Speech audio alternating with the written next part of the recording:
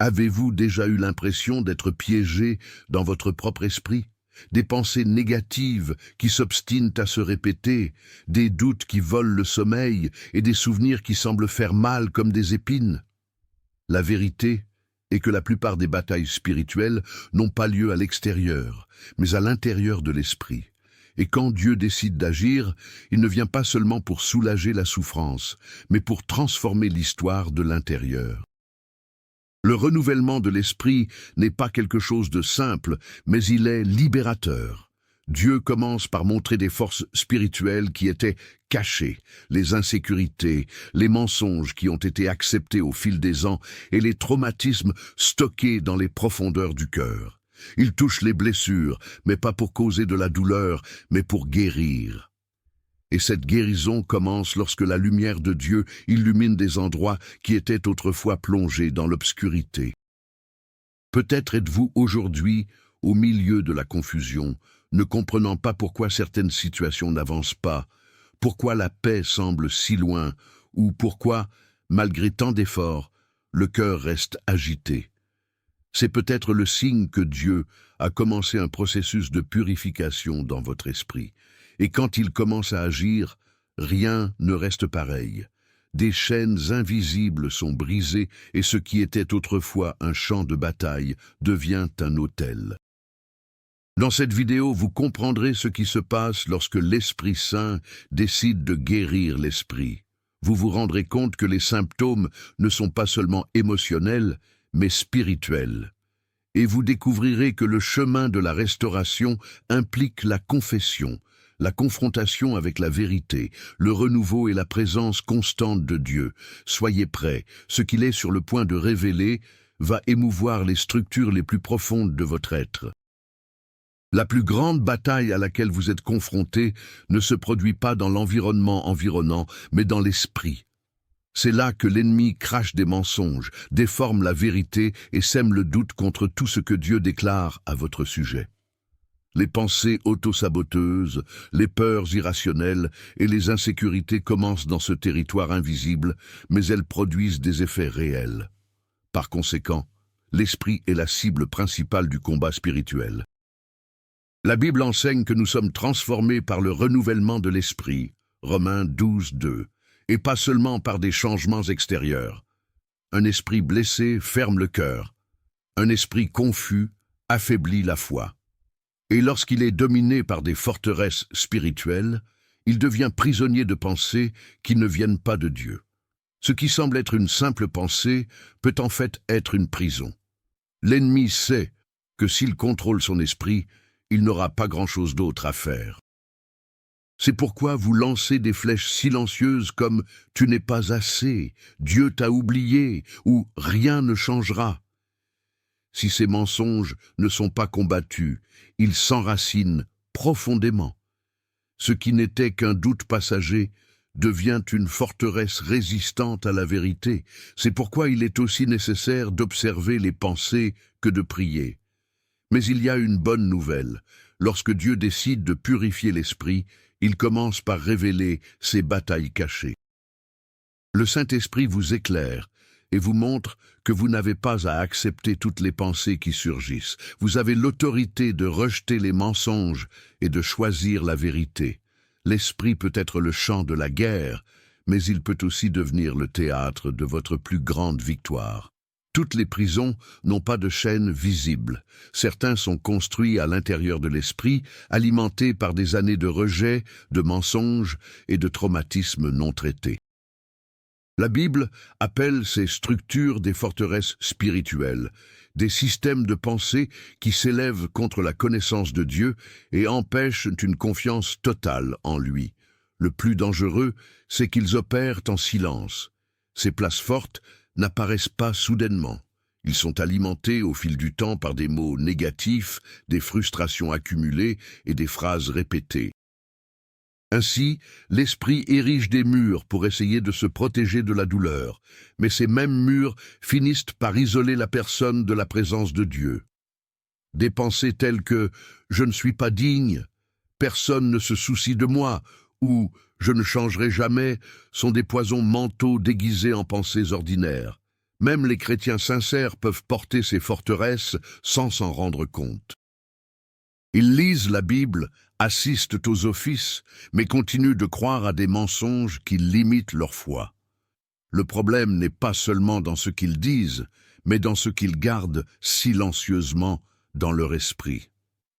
C'est pourquoi la parole de Dieu doit entrer comme un marteau qui brise le rocher, Jérémie 23, 29, détruisant les forteresses de la tromperie qui éloignent de la vérité.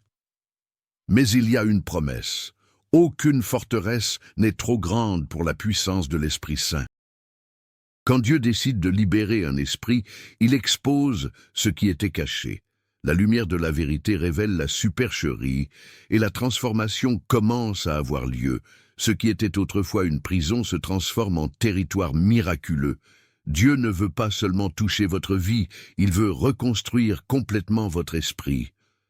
La première étape de cette purification est de reconnaître qu'il y a des pensées qui ne viennent pas de Dieu.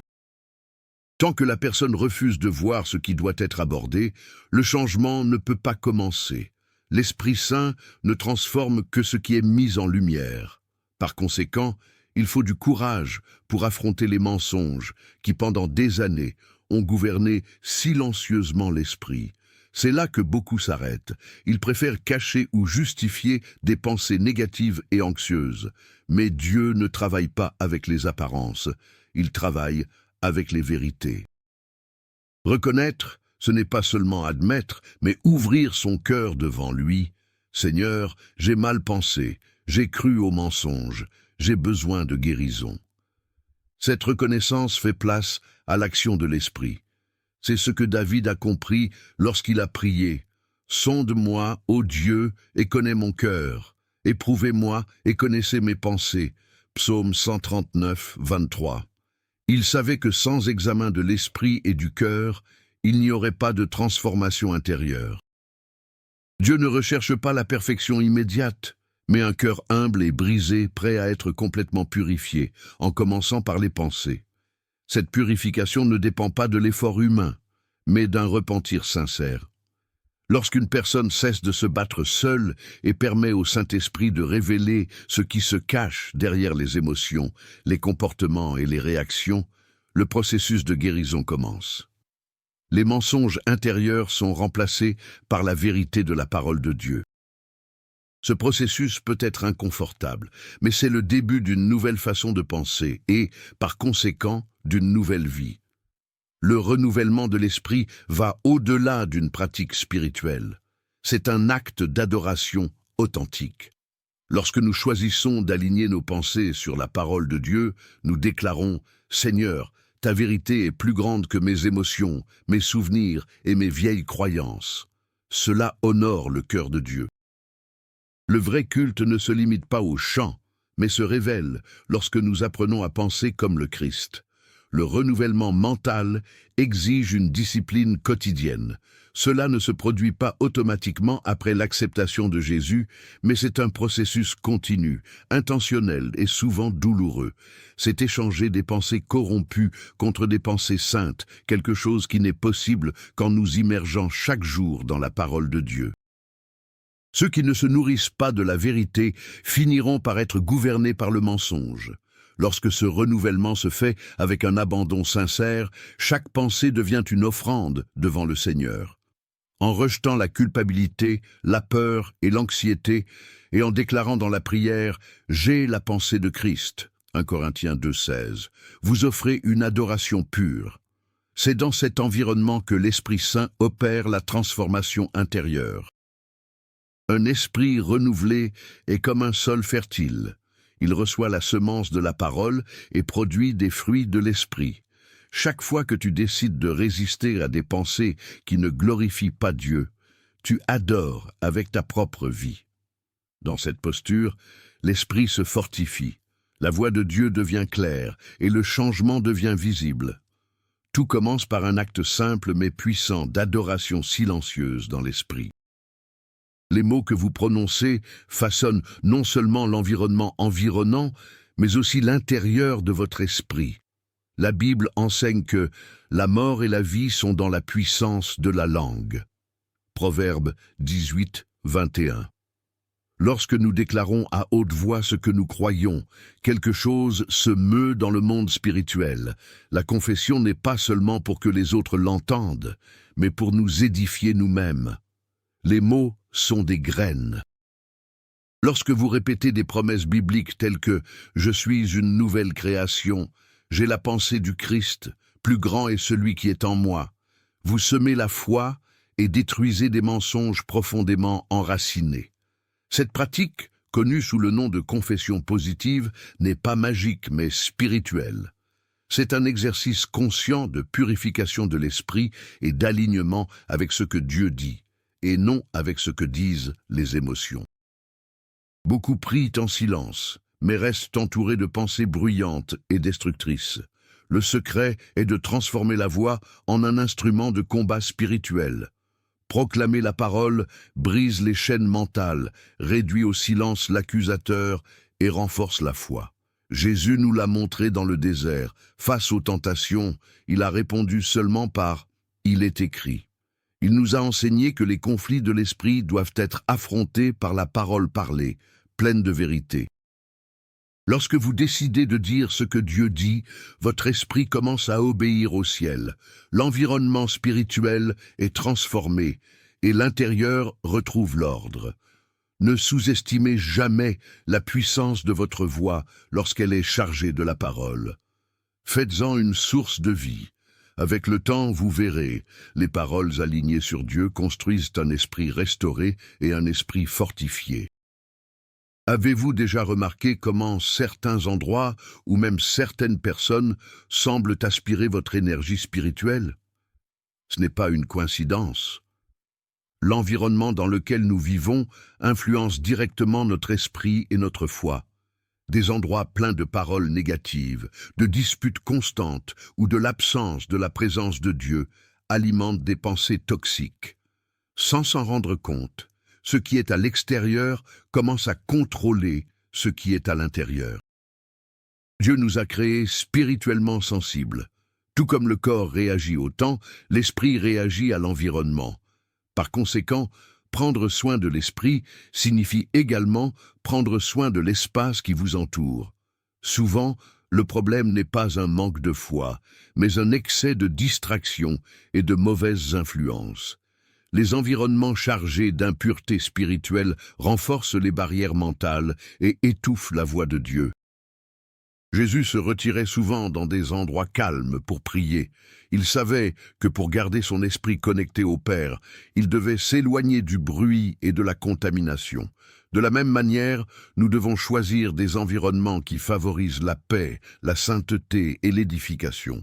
Cela inclut une meilleure sélection des amitiés, du contenu que nous consommons et même de ce que nous laissons résonner à la maison. La transformation de l'environnement fait également partie de la discipline spirituelle. Consacrez votre espace à la présence de Dieu.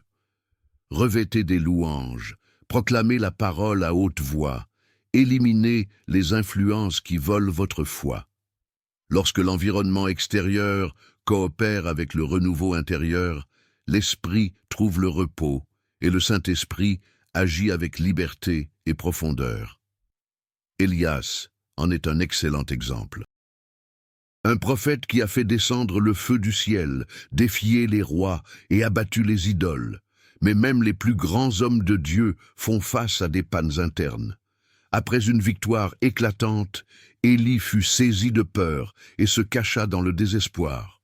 Ce n'était pas seulement un refuge physique, mais un état d'esprit sombre, rempli d'épuisement et d'un désir d'abandonner. Cette scène nous montre une grande vérité spirituelle.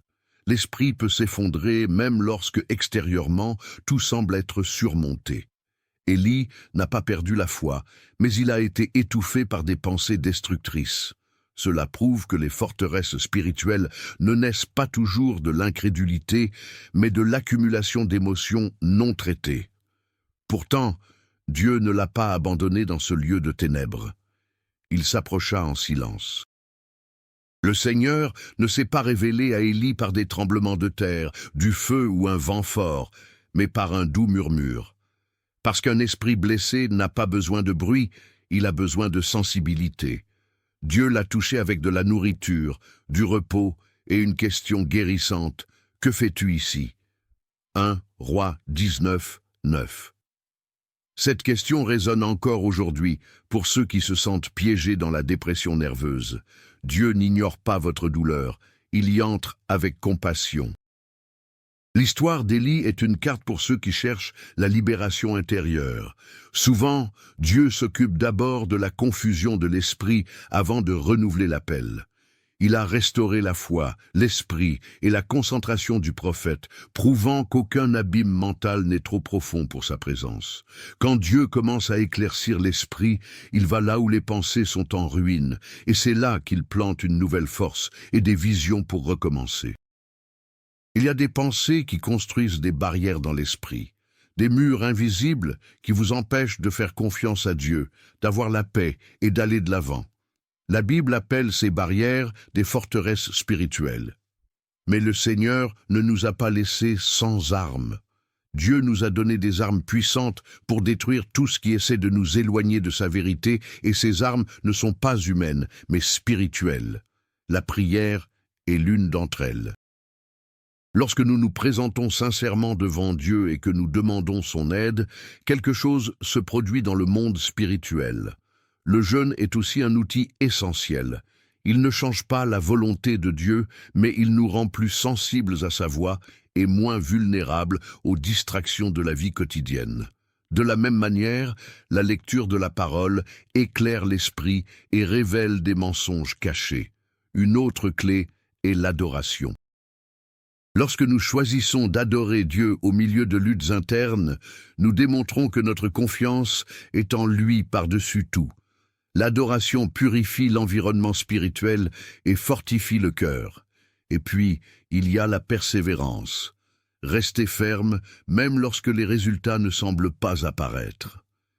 Les forteresses tombent, petit à petit, jusqu'à ce que l'ennemi soit complètement vaincu. Ces armes ne fonctionnent pas comme par magie, mais elles sont réelles et efficaces.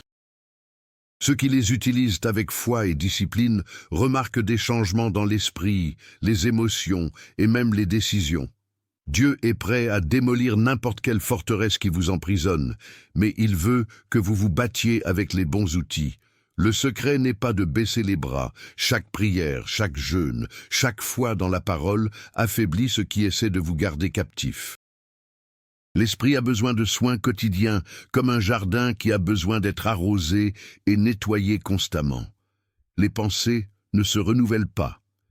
C'est pourquoi il est si important de déclarer haut et fort les vérités de Dieu. Cette pratique, appelée confession de foi, consiste à dire ce que dit la parole, même lorsque les sentiments indiquent le contraire. Cela renforce la foi et apporte de la clarté à l'esprit. Des phrases telles que « Je suis aimé de Dieu »,« Rien ne peut me séparer de l'amour du Christ »,« J'ai la pensée du Christ » agissent comme des remèdes spirituels. Lorsqu'elles sont répétées avec foi, elles remplacent les pensées destructrices et créent de nouveaux schémas mentaux. Il ne s'agit pas de s'aider soi-même, mais d'un choix spirituel. Aligner son esprit avec le ciel, même lorsque la réalité terrestre semble déroutante. En plus de la confession, il est nécessaire de prendre des décisions conscientes. Choisir ce qu'il faut penser, ce qu'il faut écouter, ce qu'il faut regarder. Décider de pardonner, même si cela fait mal. Choisissez de croire, même face à des circonstances contraires. La purification de l'esprit commence lorsque nous cessons de vivre en pilote automatique et commençons à vivre intentionnellement. C'est un processus graduel, mais chaque choix a un poids éternel. Dieu honore ceux qui choisissent de vivre de cette façon. Il fortifie ceux qui, jour après jour, choisissent de renouveler leurs pensées avec la vérité. La transformation intérieure ne se produit pas d'un seul coup, mais se construit avec de petits pas de foi. Déclarer la parole et prendre des décisions justes, c'est comme ouvrir un nouveau chemin dans l'esprit, un espace où le Saint-Esprit est libre d'agir et de tout transformer. Maintenant que vous comprenez ce qui se passe lorsque Dieu commence à éclaircir l'esprit, il est temps de regarder à l'intérieur et de vous demander « Quelle pensée ai-je nourrie ? Mon esprit est-il plein de la parole ou plein de soucis, de traumatismes et de vieux mensonges? Dieu ne veut pas seulement soulager votre douleur, il veut transformer votre façon de penser. Mais ce changement exige que vous décidiez de reconnaître, d'ouvrir et de permettre à l'Esprit Saint de faire l'œuvre nécessaire. Et toi? Continuerez-vous à accepter les pensées qui vous éloignent de Dieu? Ou allez-vous construire un nouvel état d'esprit basé sur la vérité? N'oubliez pas, votre esprit peut être un champ de bataille ou un autel. C'est vous qui choisissez. Dieu a déjà abandonné les armes, donné la direction et garanti la promesse de la transformation. C'est maintenant à votre tour d'agir avec foi et constance. Il est prêt à renouveler votre esprit, à fortifier votre esprit et à vous amener à un nouveau niveau d'intimité avec lui. Mais tout commence par votre décision. Si ce message vous a parlé, écrivez dans les commentaires « Seigneur, purifie mon esprit et renouvelle mes pensées ». Et n'oubliez pas, abonnez-vous à la chaîne, activez la cloche et partagez cette vidéo avec quelqu'un qui a besoin de cette libération. Chaque semaine, de nouveaux messages pour renforcer votre foi et votre marche avec Dieu.